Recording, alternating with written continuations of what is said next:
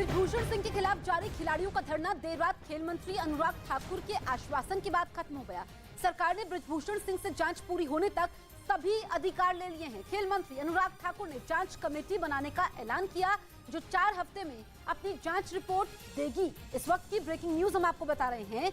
बृजभूषण सिंह के खिलाफ जारी खिलाड़ियों का धरना देर रात खत्म हो गया। खेल मंत्री अनुराग ठाकुर के आश्वासन के बाद ये धरना खत्म हुआ है और जो कमेटी 4 सदस्यों की बनाई गई है, ये अब कुश्ती संघ का काम देखेगी। बैठक के समय खिलाड़ियों ने केंद्रीय मंत्री के सामने बात रखी और बृजभूषण सिंह के खिलाफ एक्शन की मांग की। खिलाड़ियों की मांगों को सरकार की तरफ से पूरा करने का आश्वासन दिया गया है। जो गंभीर आरोप भारतीय कुश्ती संघ पर लगे, उसको भी बताया और किस तरह से इसमें सुधार वो चाहते हैं, वो भी इनकी मांगे सामने आई।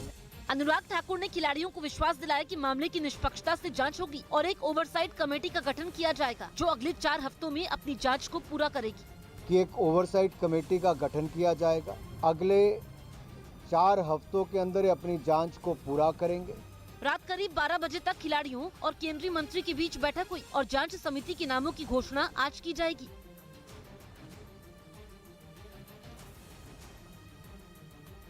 आज दिल्ली में डीजीपी आईजीपी के सम्मेलन में पीएम मोदी शामिल होंगे। इस सम्मेलन में पीएम मोदी साइबर क्राइम, आतंकवाद समेत कई मुद्दों पर चर्चा करेंगे। पुलिस महानिरीक्षकों के अखिल भारतीय सम्मेलन में पीएम मोदी कल भी शामिल होंगे। साल 2014 से ही पीएम मोदी डीजीपी सम्मेलन में गहरी दिलचस्पी लेते रहे हैं। शुक्रवार को केंद्रीय गृह मंत्री अमित शाह ने डीजीपी आईजीपी के सालाना सम्मेलन की अध्यक्षता की थी।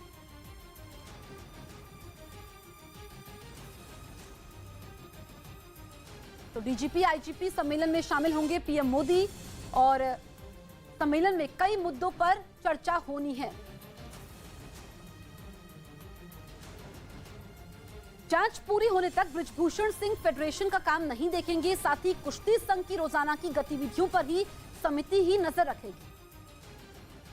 केंद्र सरकार के इस आश्वासन पर पहलवान बजरंग पूनिया ने शुक्रिया अदा किया और साथ ही खिलाड़ियों से भी घर लौटने की अपील की। इंडियन ओलंपिक एसोसिएशन ने भी पहलवानों के आरोपों की जांच के लिए 7 सदस्यीय कमेटी बना दी है। इस कमेटी में बॉक्सर मैरी कॉम, तीरंदाज Dola Banerjee, badminton player Alaknanda Ashok, freestyle कुश्तीबाज योगेश्वर दत्त, भारतीय भारोत्तोलन महासंघ के अध्यक्ष सहदेव यादव और 2 वकील शामिल हैं। भयानक आर्थिक संकट में फंसे पाकिस्तान में 70 लाख से ज्यादा लोगों की नौकरियां एक झटके में चली गईं। ये नौकरियां वहां के टेक्सटाइल इंडस्ट्री से गई हैं, जिस पर पाकिस्तान कभी गर्व करता था।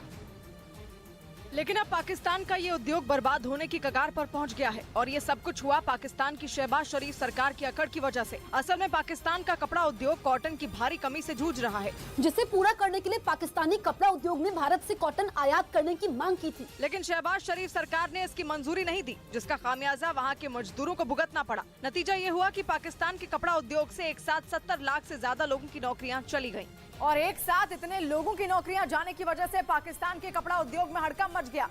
मतलब ये कि पाकिस्तान की अर्थव्यवस्था को पटरी पर लाने में शहबाज शरीफ सरकार हर मोर्चे पर फेल साबित हो रही है, जिसकी वजह से पाकिस्तान कर्ज के दलदल में फंसता जा रहा है। हालात ये हैं कि उसके पास टेक्सटाइल इंडस्ट्री के लिए कच्चा माल खरीदने के पैसे नहीं बचे हैं, जबकि पूरी दुनिया में पाकिस्तान कपड़ों के निर्यात के लिए मशहूर है। लेकिन कॉटन की भारी कमी होने की वजह से वो अपने विदेशी कस्टमर की मांग तक पूरी नहीं कर पा रहा। अमेरिका और यूरोप को बेडशीट, तौलिया और दूसरी चीजों का निर्यात करने वाली पाकिस्तान की कई छोटी छोटी कंपनियां कच्चा माल नहीं मिलने से बंद हो गयी। हद तो तब हो गयी जब पाकिस्तान की कंगाल सरकार ने कॉटन इंडस्ट्री की मदद करने के बजाय उस पर और ज्यादा टैक्स लगा दिया, जिससे कारोबारियों की कमर ही टूट गई। और कपड़ा उद्योग पर संकट ऐसे समय पर आया जब पाकिस्तान विदेशी मुद्रा भंडार की भारी कमी और रिकॉर्ड महंगाई का सामना कर रहा है।